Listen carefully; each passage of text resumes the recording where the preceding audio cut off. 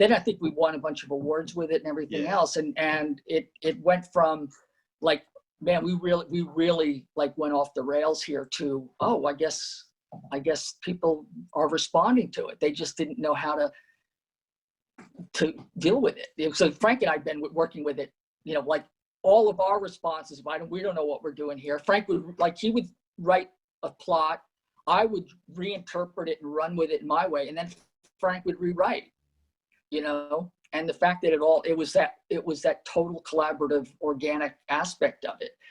And I think it's one of the best things he's ever written. I mean, I love it. It's one of the few projects or things of mine that I will reread on rare occasion.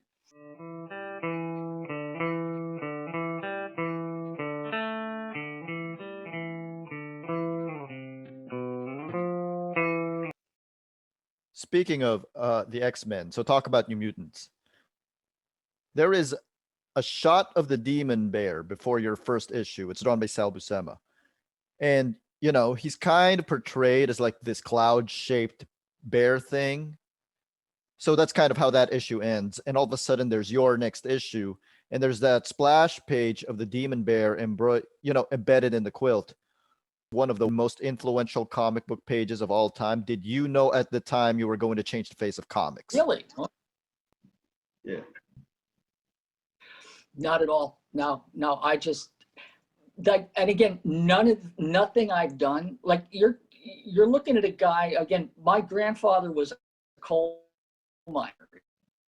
And I grew up, like, worked on a farm, it just happened to comics. And so my goal was to draw comics. It was like, and anything in terms of changing anything or pushing his stuff, that's all been sort of just maybe as a result of just having something in me that just wanted to push things, or just made my love for the medium, an obsession for the medium, and the belief that it can do anything, you know? So when I was doing that, I was just like having a blast. It was like, I just wanted to play. So I wasn't trying to upset anybody. I was just trying to, like, hey, I'm having a great time. You know, I was doing it for me. I was doing it for Chris, and Chris was like totally into it because it was a surreal kind of horror story. So I just wanted to kind of capture that that energy. And I do know that when I was doing those stories, Chris and I really bonded, not only about working together, but just over the characters, because I think, and this is going to sound like a little bit of delving into sort of psychobabble, but the characters were all sort of these young kids kind of going through puberty and kind of coming to grips with their powers, so to speak. Mm-hmm. And in a weird way, the Mutants, for me, the whole run on it was kind of a similar place for me. I was kind of going through an artistic puberty. So I remember I for all of the years I worked on Moon Knight, I never really felt like I inhabited any of the characters, so to speak. I mean, I felt like I drew them. But when I was doing the Mutants, I remember I had a real affinity for Illyana. You know, I thought this little cute little, like, Cupid doll, like, who was the most dangerous of them all, you know, and so I developed an affection for all of the characters, you know, that in terms of how I interpreted them. So and when they were, you know, in that blizzard and that snowstorm, I felt like I did when I was a kid, when I would be in the world. I wasn't just drawing it, I was living it. And that's how I felt when I was doing some of those issues of the New Mutants. You know, it was like I was escaping. It's sort of the old line by Keith Richards, where he says he goes on stage for a little peace and quiet. You know, it's like I was cutting everything else in that world. You know, so where a lot of the stuff came from, like that little graph when they were in the bear's demon dimension, like that graph of like how much of the world is covered in shadow, that it just that was just as I was drawing it, it just came up. It was like, this would be a cool thing to do, you know? So much of it was unplanned and just exuberance, really. How did Shooter go from like wanting you to rein yourself in to letting you do all of that stuff with the demon bear? Well, no, behind the scenes, he and I became pretty good friends, and he would bust my chops all the time. I mean, he would call me into his office and just tell me to sit down, and then he'd proceed to read the letters that we were getting. You know, stop him, Jim, before he kills again. You know, that kind of stuff. You know, so I think Jim kind of felt like it was useless to come to me with it because he knew that I was just going to fight him on it, and if anything, I would take it as like a prodding me with a stick. It's like, okay, it's like, you know, I'm going to go push it further, you know, and it was nothing like a level of antipathy or whatever. Or anger. It was just like, yeah, we're friends. It's like it's like, I'm just gonna, you know, I'm just gonna play. And I think that it didn't stop though. It's like Anna Senti, God bless her. I mean, she was like the unsung, you know, and when I say unsung, she should, or the praises that, you know, should be sung of her contributions to the New Mutants and what Chris and I were doing. She's as much a part of the team as like Chris and I were, because Shooter would come into her and just at the end of the day, and she would tell me the stuff that, like, he would just, you gotta rein him in, and I think she would like, oh, yeah, yes him to death, or she would just go, okay, and you know, and then like, I think he'd finally just give up. So, and when they finally came to me and they asked me, they had me come to a meeting at the time, the corporate offices were on the 11th floor. Marvel was like on the 10th, I think. They called me up, and all the executives said, we kind of want to make all of the X books kind of one cohesive whole. And they said, can you rein in a lot of what you're doing to kind of make it more like either Paul Smith stuff or, you know, and I remember my response was, so you want me to stop doing what it was that has gotten the New Mutants the attention and go back to doing what was the kind of work that was getting it to be ignored, you know, or to just your own, you know, it was being ignored by, you know, either Sal's work or Bob's work, but they wanted me to sort of make it safe. And I said, the fact that it's unsafe right now, and it's getting a lot of like hoopla or whatever, or passionate love or hate. I mean, both of those emotions are really good. What you don't want is apathy. I said, if you want me to do work that's going to get bring apathy, I said, you know, is that what you're saying to me? And they were like, they had no response, you know, and they left me alone. But it started to wear on me a little bit. And then when they switched to the flexographic printing with these super bright colors, I think like the handwriting was on the wall. So over the years, I think that I've gotten pretty good at when they finally, the line in the sand is drawn and they go, you can't do that. I'm usually already ready to leave.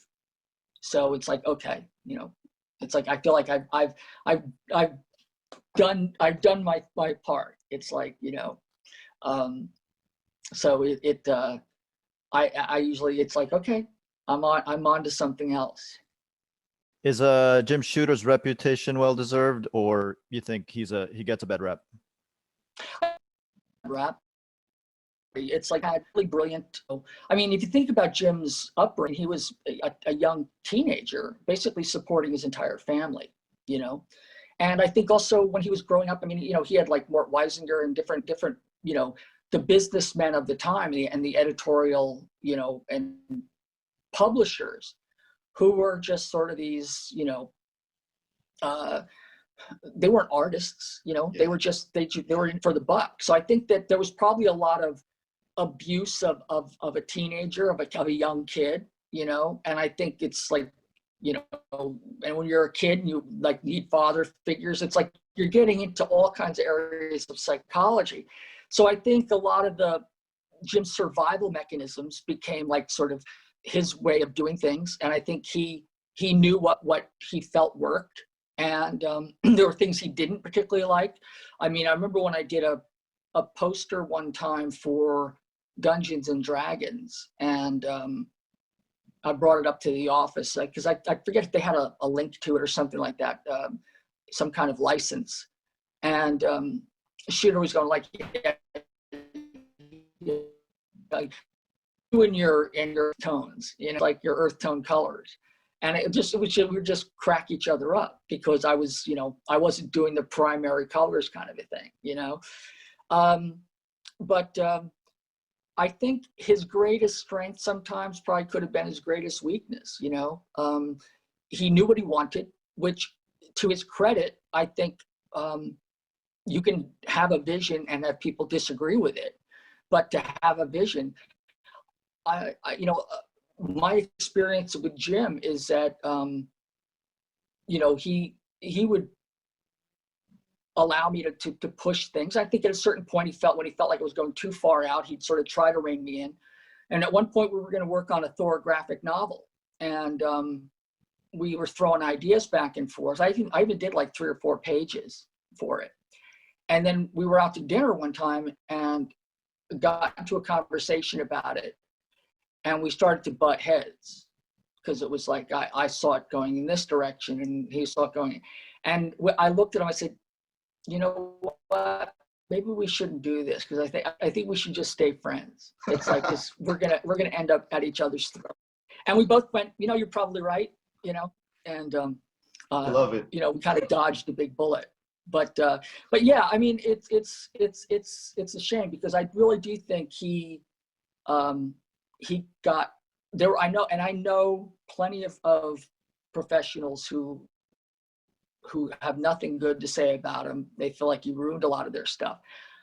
And with me, I feel, you know, I understood some of his points. I didn't necessarily agree with everything he did, but there was a lot that he did that really kind of went unnoticed or uncredited. I mean, he used to really fight for his freelancers. I mean, now if you do a single piece of artwork, and then they go and they make a t-shirt out of it, they make a lunchbox out of it, that multi-use stuff, you know, of a piece, Jim would go upstairs and he would get additional compensation for the creators.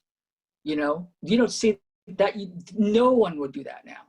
So Jim fought, you know, it's like he may have like rankled, you know, a lot of people, but he had a level of respect and love for the medium and loyalty and love for the people that he worked with, you know, for all of his, you know, his less, you know, for all of his dogma about how he saw things and how he wanted things to be.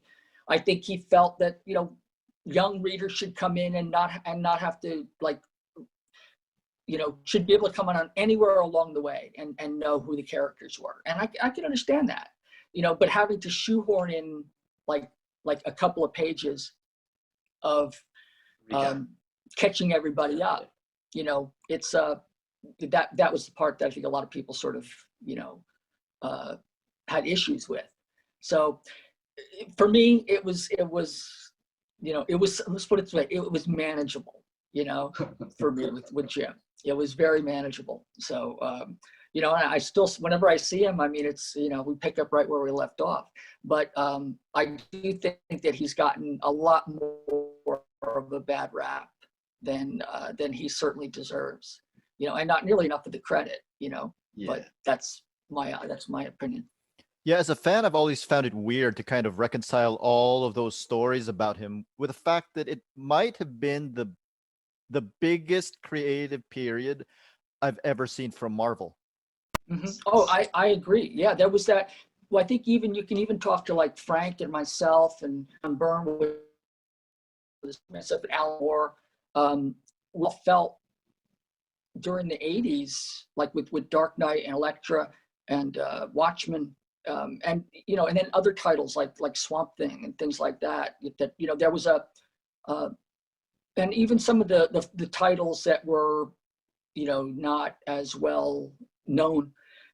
There was a real kind of a resurgence. I mean, I don't know what, you know, it's like you've got the golden age, silver age, and they've got the bronze age, or whatever. I don't know what, you know, I don't know if it was like, you know, the nylon age. I mean, who knows? I mean, I don't know what it was called, but it's certainly, or the MTV age. There was a lot of really cool stuff that was being done. And we were all feeling our oats, so to speak. You know, it was like, let's just, we love the medium. And I think that, you know, I think we sort of felt that we could kind of go in and take what we loved about the medium and then push it in and expand on it. Because I think a lot of the generations prior to that, they were working guys who did comics, but we all came in loving the medium and saw the art form that it could be. And I think, and I might be generalizing, but that's certainly how I felt. So everything that I went into it, you know, it was like I was going to bring in all of my influences, and I was going to push them into comics, because I wanted other people to hopefully respect the medium as much as I did. Yeah. It was like, and it was, or going to kill me if, you know, without, I was either going to do it or I was going to die trying, you know, and, you know, and this is where we are now. So, you know, for good or ill, you know. Like I said earlier, anybody would be lucky to have Chris Claremont as their most celebrated writer. And with you, he's number 4. Like, what's it like working with Chris Claremont? Well, Chris and I, again, I feel really, really blessed that I've worked with so many so many great writers, and I think that with Chris, I mean, like I've worked with Alan, you know, and Alan's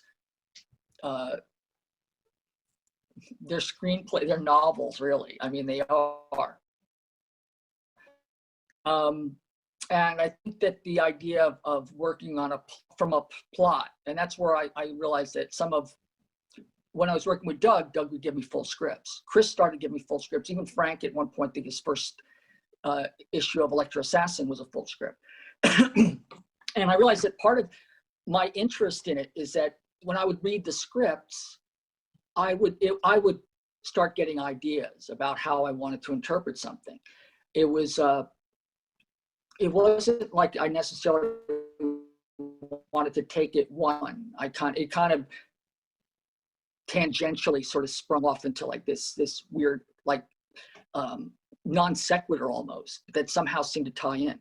So when I would work with Chris, Chris he would work up plots, you know, and I thought working with him was probably one of the easiest, most fluid ways of working, because he would just kind of give me a breakdown of what the page, and I could you know, combine several pages or whatever. And as long as I had some extra pages to breathe, I didn't want everything to feel so congested.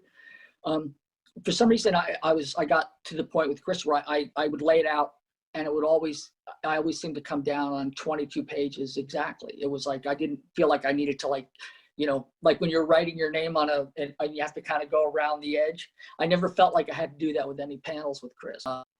And it was a real kind of interesting division of labor as well.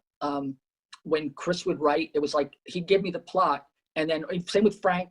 The only person I really didn't have that with was Alan, because when I was working with Alan on Brought to Light, that was a real political thing. So it was important to sort of put as much in as I could that have it be, you know, somewhat cohesive. And with Big Numbers, the story was everything. It was like Watchmen on acid, because everything was interconnected. Yeah. In a chaotic sort of way. And yeah, it was, yeah. And I realized that I couldn't go off on any tangents, because it would no longer be, it would upset his bigger plan. You know, I mean, so I think I felt a little more hamstrung. But to use a better choice of words, I pushed repressed some of my crazier tendencies and tried to honor and tell the story that Alan was telling. Whereas when I'm working with Frank and with Chris and with other writers, it becomes the writer is writing, I'm drawing the pictures or doing the visuals. And then that third entity, where it's the collaborative aspect of it, that's the words and pictures come together, make something different. And I think my least successful or enjoyable experiences are ones when I'm simply just translating what the writer has done. And certainly not in terms of maybe the art, but in terms of my investment in it. I sort of sometimes feel a little bit like a set of hands. You know, I think what I like to involve my my brain and have that sort of Lynchian sort of dreamscape kind of aspect. Like when I worked with Neil Gaiman on the Delirium story.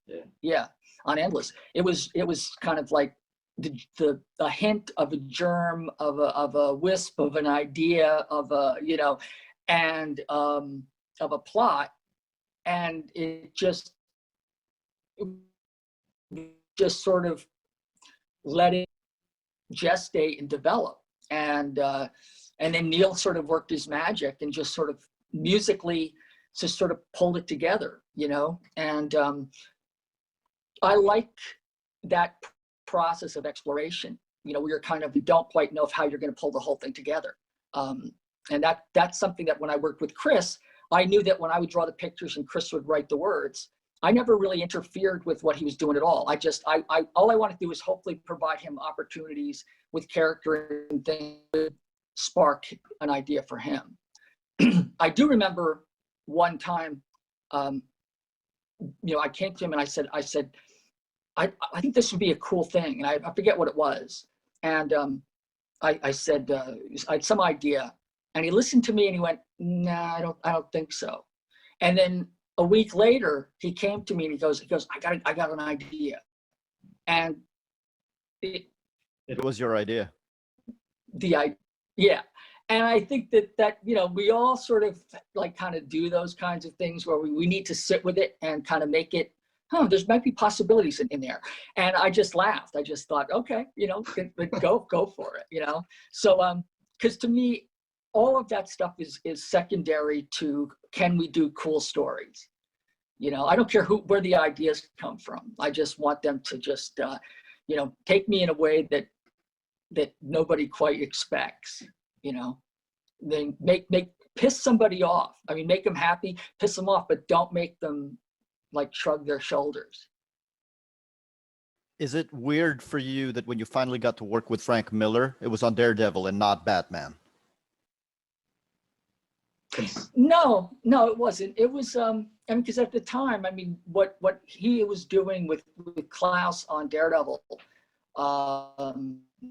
was just brilliant, you know. And I think that certainly when he was doing Ronin, and then when he did Dark Knight, that was like, you know, kind of that was just Frank continuing on his path, you know. And because Frank and I were so close, it was like, and we would have so many conversations about the form and about pushing stuff and about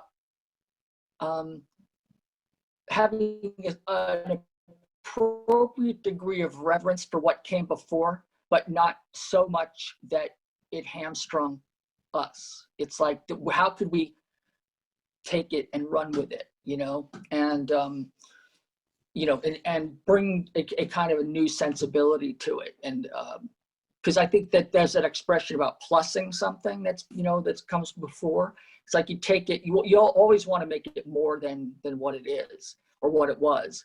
The last thing you really want to do is to diminish a great idea. You hopefully can take an okay idea and then tweak it in a way that might be unusual.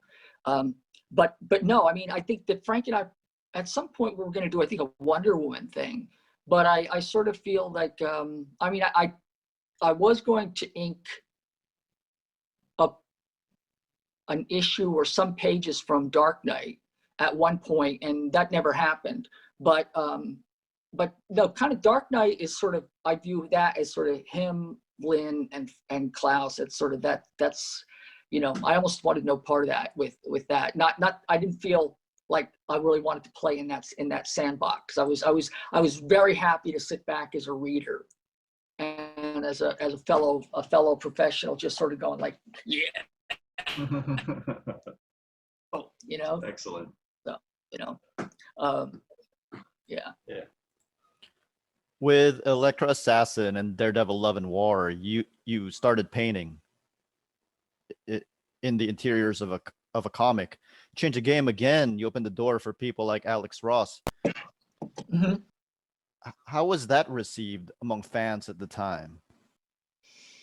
Love and War was well, although when Frank and I were going to do Love and War, because it had originally started out as an issue or a couple of issues in the regular run of the Daredevil comic, when Shooter saw the pages, it was Frank and I, and this is how devious, you know, we were. We would try to keep the pages from Jim.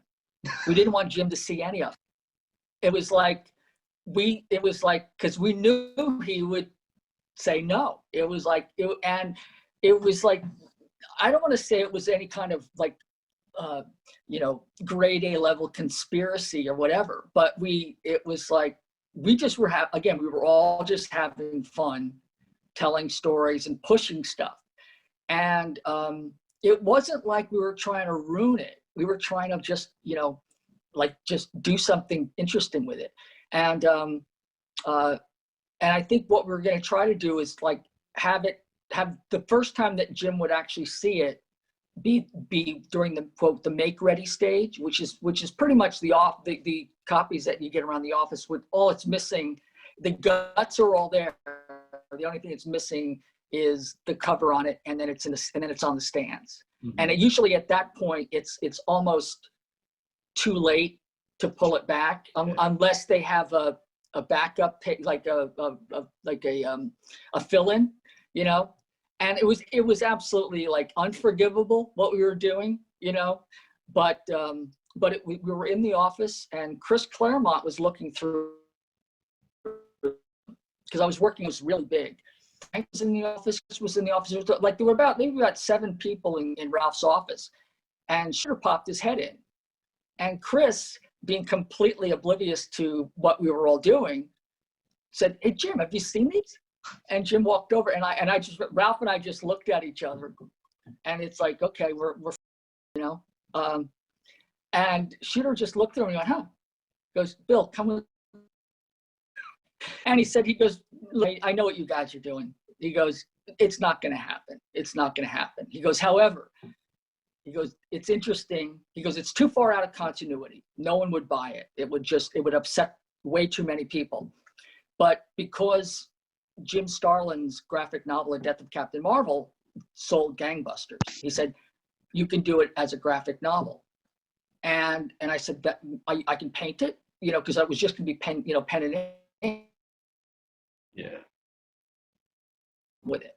And we were, okay, this is perfect. This is great. So that was going to be the big project. And then Frank said to me, all right, we're working on this big magnum opus of 64-page graphic novel. And let's just do like a 6 to 8 issue comic series for Epic on Elektra, to kind of just put food on the table while we're both working on this big thing. And I said, yeah, but I want to paint that too. And because I was like, you know, a glutton for punishment. It was like there was no painted page rate, you know, at that time. It was all there was the coloring rate for the standard comic books, which is, you know, that like with the coding with the dyes, like the CMY2, whatever it was, you know, like the just general newsprint, which I think was $40 a page or something like that to color. And they said, that's the only rate we have. And I went, okay, I'll do it for that, you know? So it was, I mean, that's how enthusiastic I was, like how much I really wanted to do it. You know, so I sort of view the, and this is going to be a really weird analogy, and I think I've said it before, but I sort of view the Love and War and Elektra Assassin as kind of sister projects. It's almost like I think of Rubber Soul and Revolver. It's like they're kind of, you know, like by the Beatles, it's like they're kind of in the same vein, you know. They're almost a continuation. They could be a double album, so to speak, you know. And that's what I sort of feel I view that as, because there were things I did in Love and War that this I was doing in Elektra Assassin, but yet there are things that are completely different in both of them. You know, I think I pushed things. I thought I was pushing things a lot in Love and War with the Kingpin, and with Victor, that sort of, like, you know, the character who started out looking relatively normal, and then the more I sketched him out, the more he became sort of like baboon-like, you know, like. But with Elektra Assassin, that was when everything just sort of blew wide open. I would work on those pages, and I would have no idea what. All I knew is I just had to get these images down, and I would walk around the city all day. I was involved with an artist, a gal who lived uptown in Manhattan. I had a studio on 29th Street in the same building as Walt Simonson and Howard Chaykin. I was in the next office over, and I would go with my sketchbook and my camera all day, and I'd pop into bookstores, to museums, galleries, and by the time I made it down to 29th Street, I was like so amped up. I think I'd have a cup of coffee and maybe a bran muffin, and I would just sit there, and the pages would just be done, you know. And I don't know how it was as if I was that, you know, that quote, that conduit. That's what it felt like. And when I would be done, I didn't have any frame of reference. I didn't know. It was like, it's hard to explain. Like there are pieces I do that I know that I've done them. But when you do something where you kind of feel like, I don't know where that came from, it's like, that's what it was feeling like when I was doing those pages. And it was just page after page after page of that. And I was literally flying blind, but yet trying to have to rely on some kind of gut sense of cohesion. And I realized what the cohesion was that take all of these weird pages and you put them in between covers and you staple the binding, that unifies it. So I realized that was the unifying factor. As long as there were reasons for some of the flights of fancy and the deviations, you know, because I felt like it had a psychological reason for a lot of the things being the way that they did. It was an emotional ride. So I think I became more aware that I became the kind of person who wanted to express how characters were, how things were feeling, as opposed to so much how they were looking, you know. Mm-hmm. I wanted to draw well enough to have something look like what it's supposed to, but I really, really loved the subtext of the characters. So, but when I would turn them in, I was sure that they'd hate them. I didn't know what the response was going to be, because I had, like I said, nobody had any frame reference for them. Joe Duffy would get the pages. She'd call up Frank and she said, Bill's in here with some pages. It's like, we Archie, myself, and Bill, we all don't know what we're looking at, but you probably should come in and take a look at it. You pull them together. Archie just said, just do it, just keep going, But the response, Frank and I were sort of hoping that people would be, kind of blown away, or like that they would love it. And when it came out, there were crickets. It was just absolute silence. Just like I remember what conversation we had. We said, well, I guess, we gave it our best shot. Let's just, let's go on and do something else, And then about a week or two later, the buzz started, and and people, because I think it was so unusual and so different that people had it was that shock of the new thing. And I think what people were doing was kind of sitting with it, and then they talk like, I don't know, what do you think? And it became this, it started to gain momentum and some speed, and it kind of, then I think we won a bunch of awards with it and everything else. And it went from man, we really went off the rails here to, oh, I guess people are responding to it. They just didn't know how to deal with it. So Frank and I have been working with it, all of our responses, we don't know what we're doing here. Frank would he would write a plot, I would reinterpret it and run with it in my way, and then Frank would rewrite, and the fact that it was that total collaborative, organic aspect of it. And I think it's one of the best things he's ever written. I mean, I love it. It's one of the few projects or things of mine that I will reread on rare occasion. But interestingly enough, during that period of time, that was when comics started getting a lot of heat from the political, from the really right and everything. Because of the Elektra cover for #1 was on a white background. I remember there was a Dallas-Fort Worth newspaper on a Friday that headline was, comics in terms of pushing stuff. I mean, with this, because that cover for #1 with Elektra with the gun, to me, that was just a satire piece. It was I thought, here's this, with a gun that outweighs her easily by a factor of 2. She's in high heels, and it was, and I look at it now and I kind of go, I thought I was pushing it then. I look at all the guns and the characters that artists have done in between, where it's you've got, the Rob Liefeld pouches, and, it's everybody's sort of just taken that and just up the ante. And I look back at that cover now and I go, it's so quaint. It's so reserved, but at the time when I did it, I thought this is so silly and ridiculous. It's so over the top. But there was an article that came out with the headline about attacking Dark Knight and Elektra Assassin and all of that stuff that we were all trying to do, and said we must protect our kids from this. And we end up using that as an advertising blurb. We must protect our children from this. But we were aware that we were getting quite a bit of attention. Not all good kinds either, Wow. So it was unusual. Yeah. So getting backlash from parental groups and stuff back in the 80s. Yeah.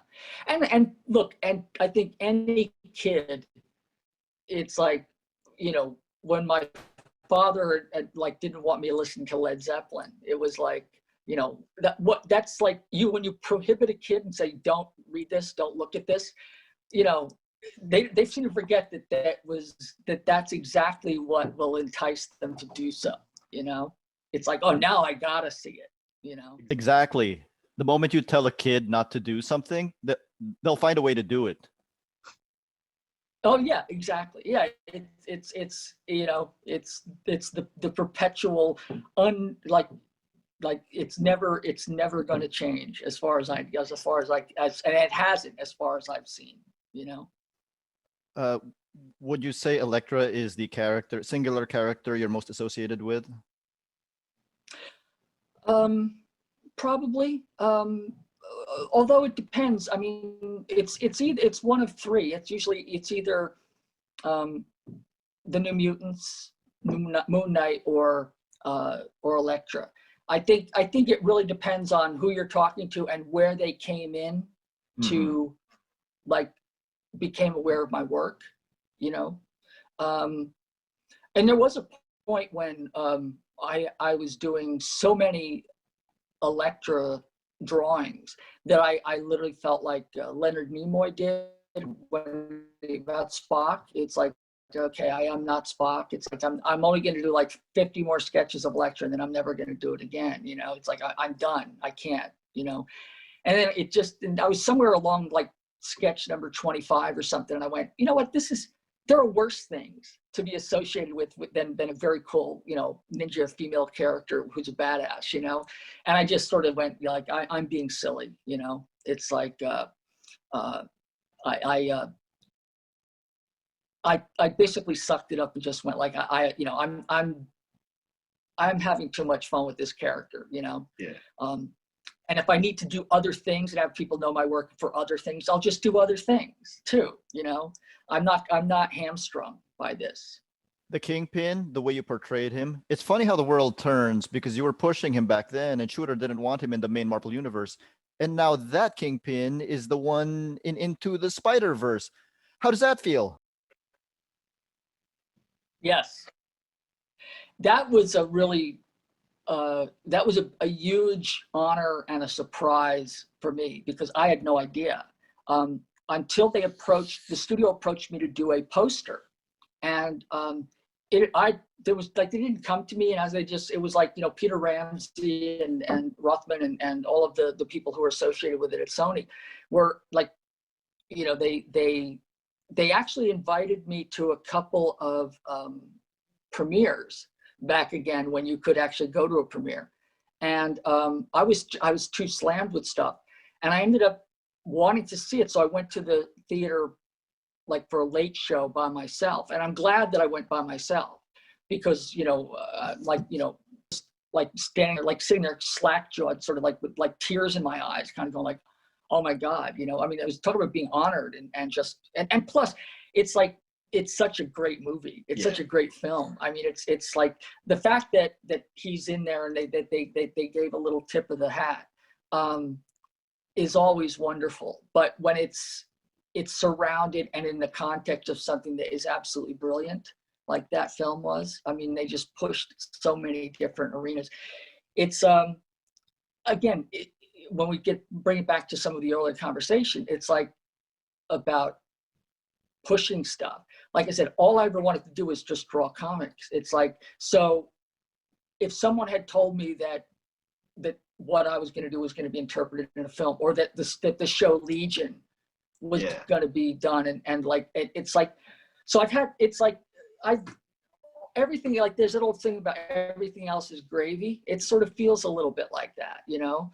And like all I can say is that I know there are people who try to engineer that. It's like I felt like the only thing I could ever do was just tell the comics and the stories the most interesting, best way I could. And it's like the opposite way of doing it is like the tail wagging the dog. I just felt like it was like I just wanted it. I felt like, if nothing else, for all of its positive or negative responses that people have, at least I felt like I gave whatever I was doing 100% in terms of trying to bring a level of integrity and honesty to it, you know, so that if anybody else wanted to run with it, you know, that was just like cool, you know, inspired, because that's what happens. It's like I look at what other people have done, certainly with what Noah Hawley did with Legion, and Josh with the New Mutants. I mean, and all the kids, all the actors. I mean, I'm super protective of all of them. They're all just brilliant. And the thing that I found is that we're all the artists involved, that I certainly feel like I'm part of a continuum. It's like, and so if I my work in any way or what I do influences or touches anybody else, it's like I am as open and as it works both ways. It fills me up and it inspires me, you know. So that to me is like, you know, the old rising tide lifting all the boats. That's sort of how I kind of live. And it's like, hey, it's like we're not doing, you know, like rocket surgery here. We're doing comics. We're having fun. It's like we can do things that are pushing the edge. We don't need to like necessarily go into a lot of the sort of political stuff and unless we're going to do it with a real brutality like we did in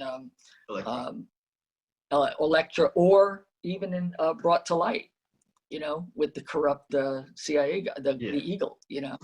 So yeah, there's no wrong way to like sort of to do it, except I feel it has to be first and foremost like based on the original context.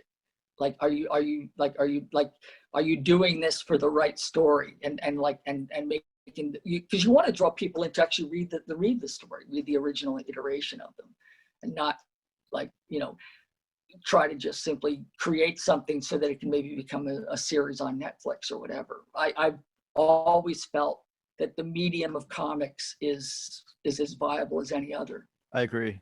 Speaking of figuring out the right style to tell a story, how do you figure out the right style to tell a story? Because you've got a wide range of styles. You've got this super hyper detailed style, like in, you know, Elektra Assassin, and also the way you did Dune, like Yannick Paquette shared the first page of your Dune adaptation, and, you know, it's got like what, 10 lines on it, and that's it.